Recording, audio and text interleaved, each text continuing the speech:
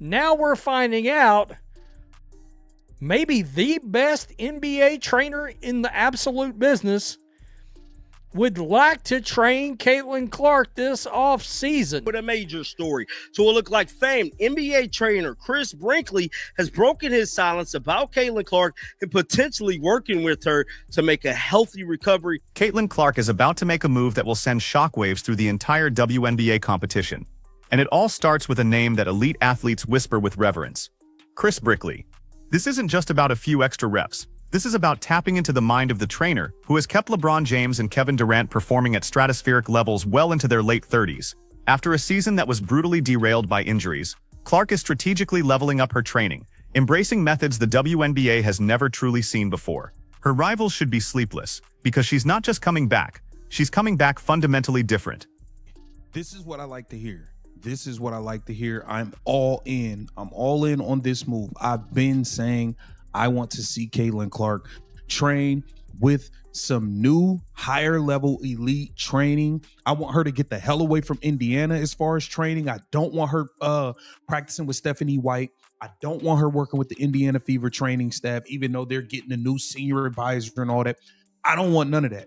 I think there's a few things that Caitlin, if she add these few things to her bag, she's definitely unstoppable.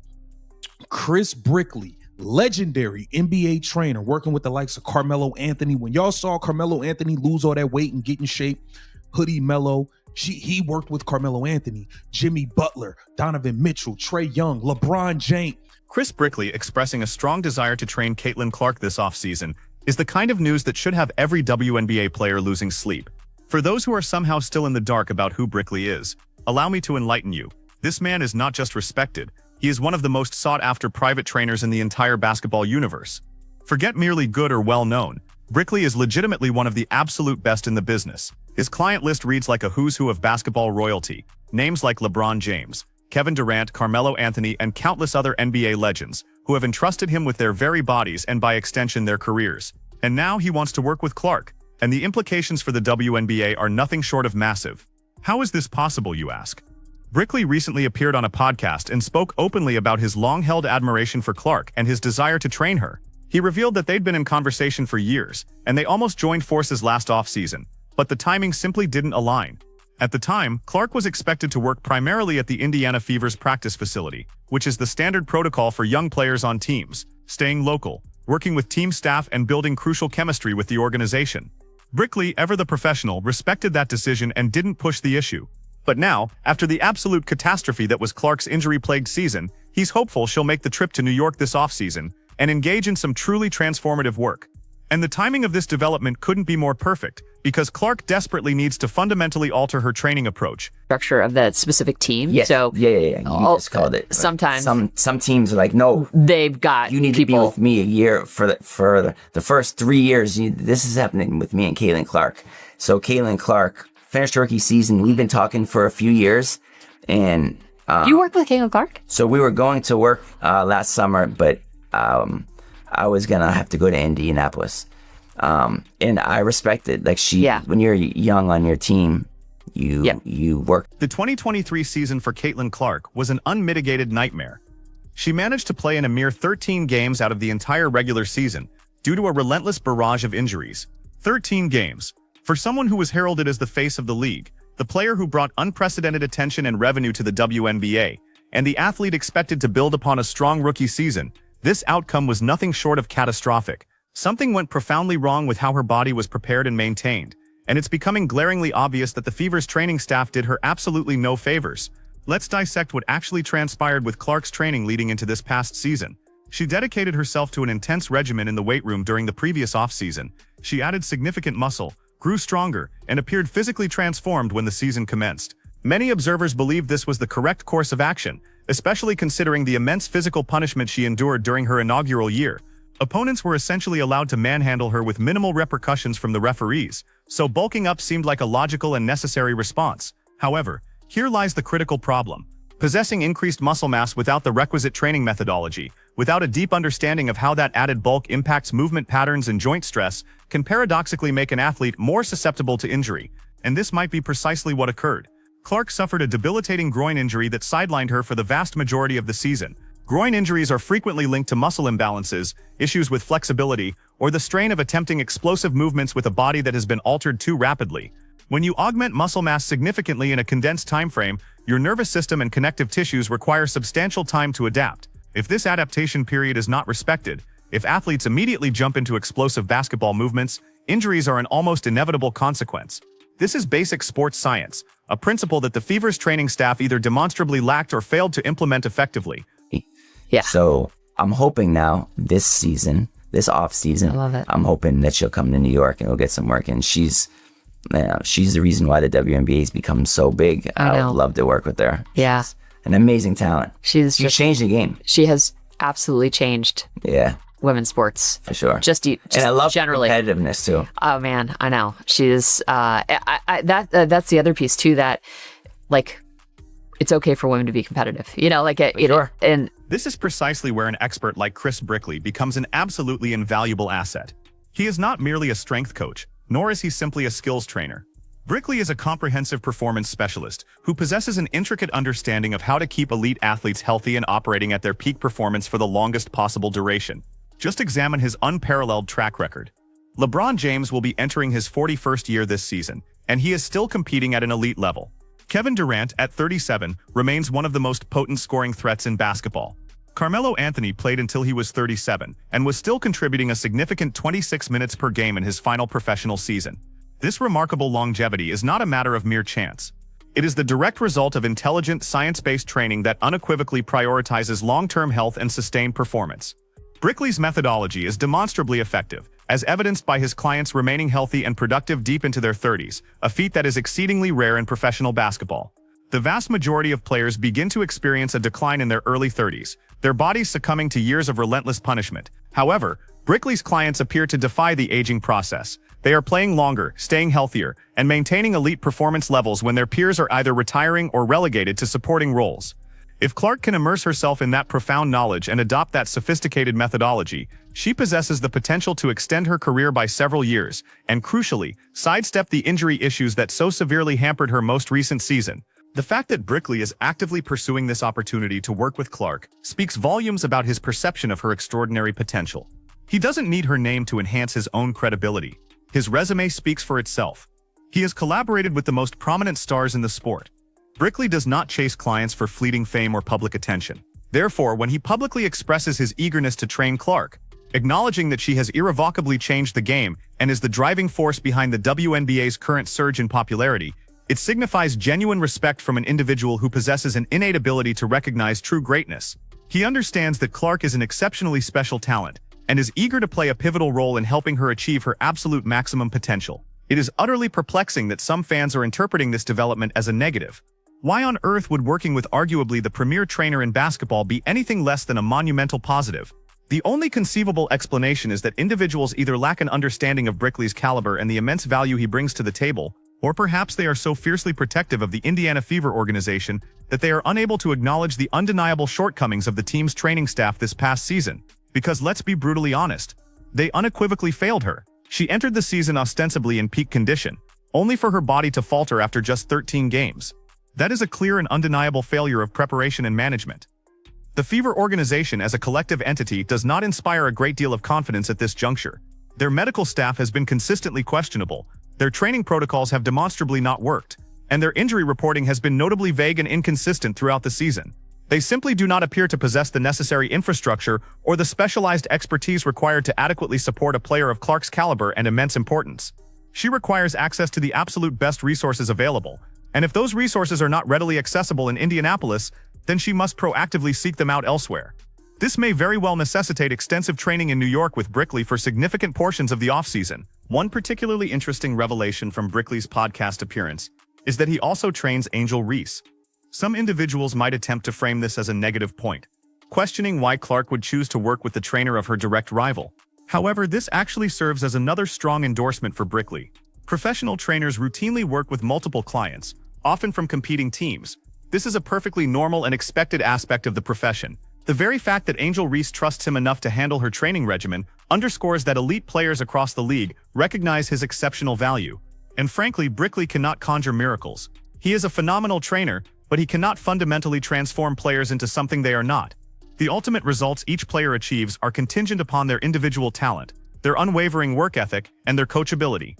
The stark contrast between the trajectory of Clark's season and how it could have unfolded with superior training is profound. She was expected to build upon a stellar rookie year, elevate her game to an unprecedented level, and solidify her position as the undisputed best player in the league.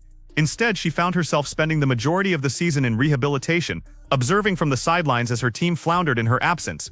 This is not merely a personal disappointment for her. It is detrimental to the entire league. The WNBA critically needs Clark to be healthy and actively playing because she is the primary catalyst for fan engagement and revenue growth.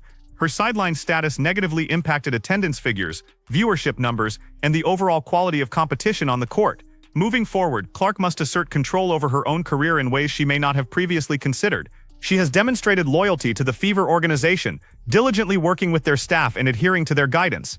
However, following the outcomes of this past season, that loyalty may be tragically misplaced. She needs to prioritize collaborating with the most skilled professionals available, irrespective of their affiliation with her current team. If this means dedicating substantial time to training with Brickley in New York, then that is precisely what she should do. If it entails bringing in external consultants for nutrition, recovery, or mental performance optimization, she should pursue those avenues as well.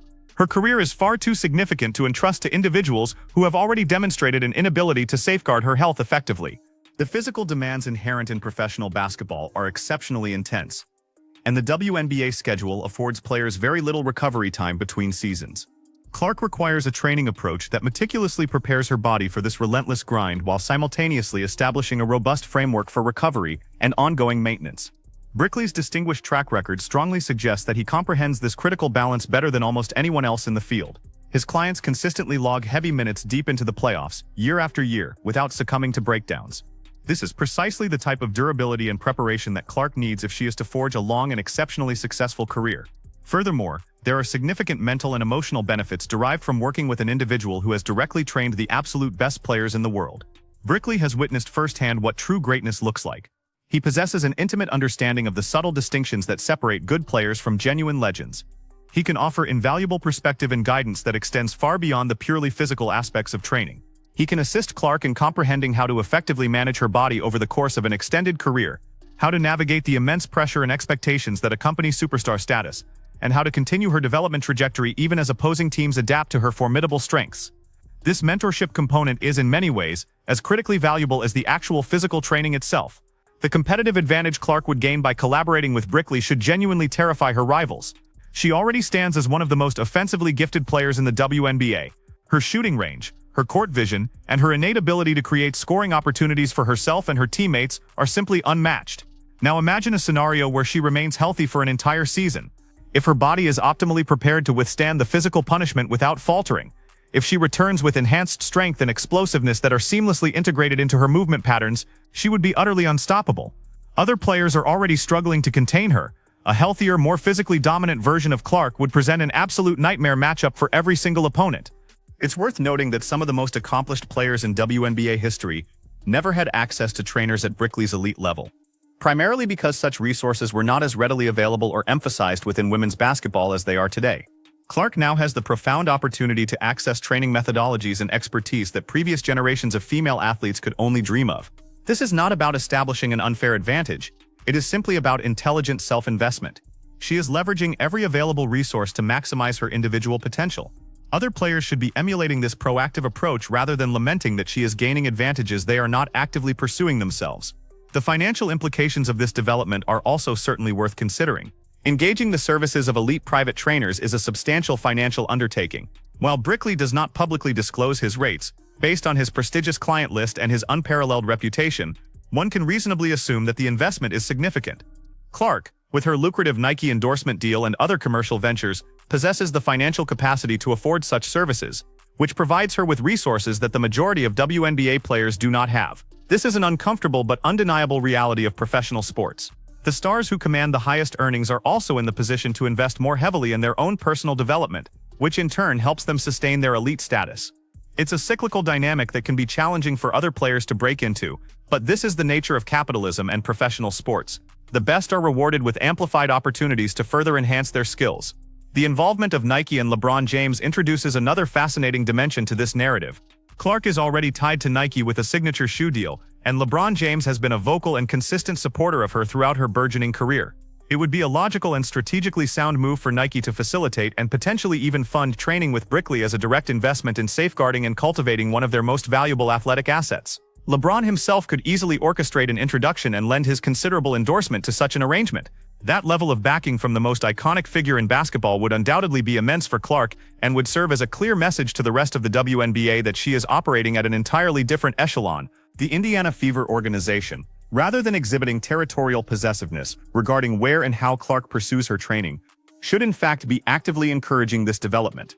Their primary responsibility is to empower her to become the absolute best player she can possibly be, not to exert control over every facet of her developmental journey.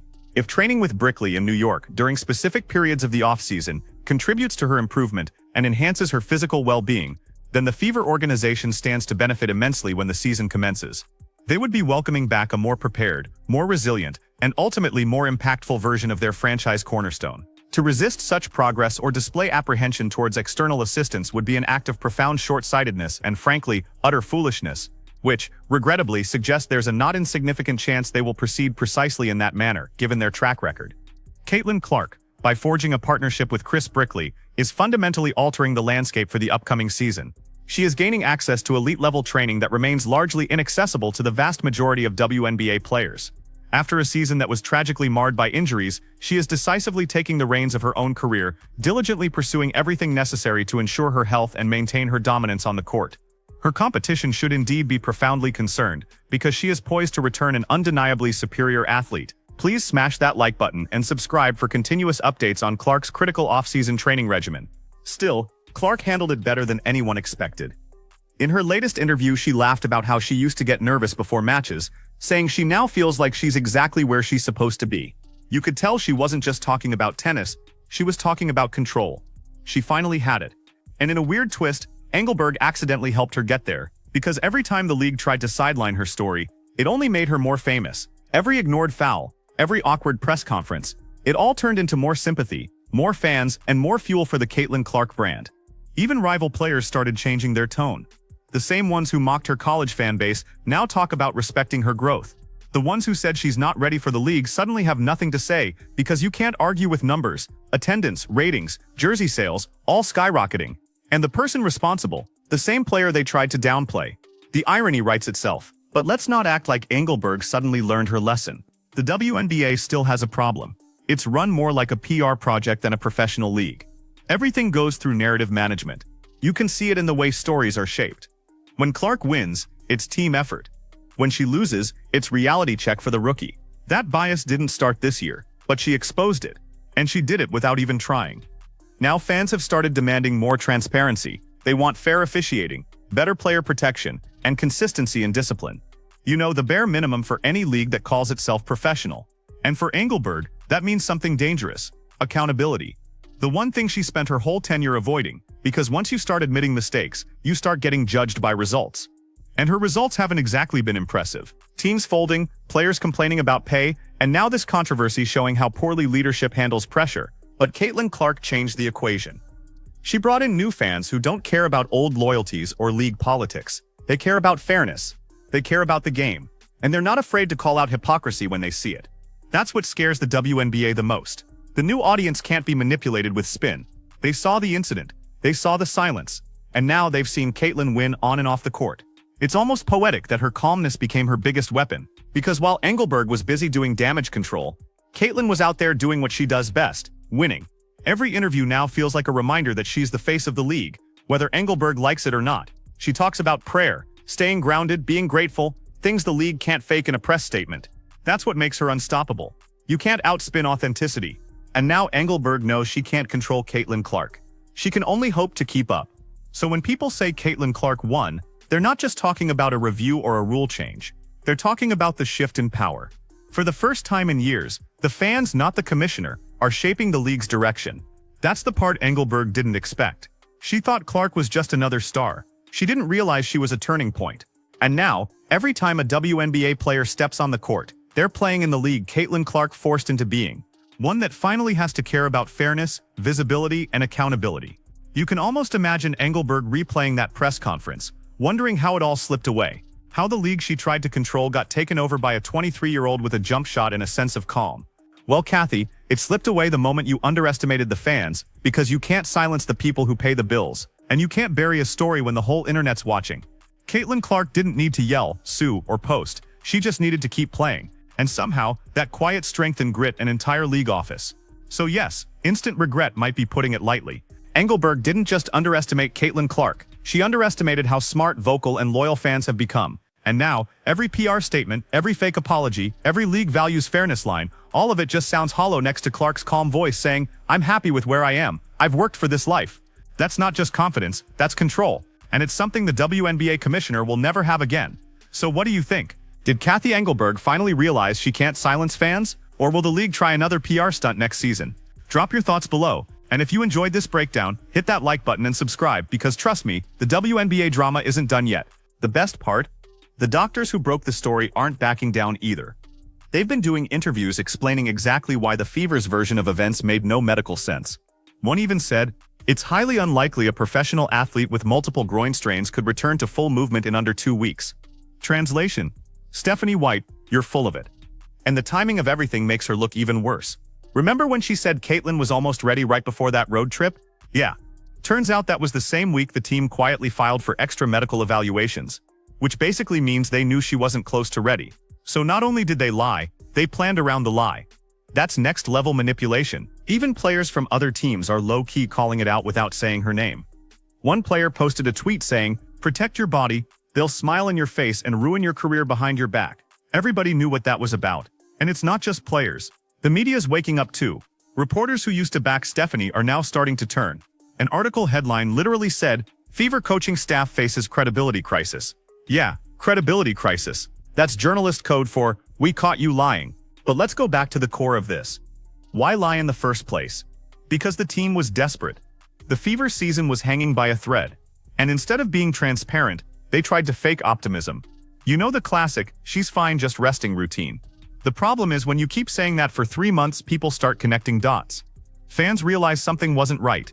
Caitlin's body language said it all. She wasn't injured anymore. She was frustrated. She wanted to play, and they were holding her back. And if that's true, that's not just bad leadership. That's sabotage. There's this clip floating around from a post-game presser where Stephanie said, "We're being cautious with Caitlin." Meanwhile, she'd already been cleared by her personal doctors to start scrimmaging. You can literally see the assistant coach's face twitch when she says it. Like even he didn't believe what was coming out of her mouth. Now that the receipts are out, everything about her interviews looks off. The fake smiles, the vague medical talk, the "she's feeling good" lines, all of it looks like damage control in real time. And fans are brutal. One tweeted, "Stephanie White treating Caitlin Clark's recovery like a Netflix cliffhanger." Another wrote, "Can someone tell the Fever this isn't the CIA? We can handle the truth. That's the internet for you." They turn everything into a joke, but there's always truth behind the punchlines.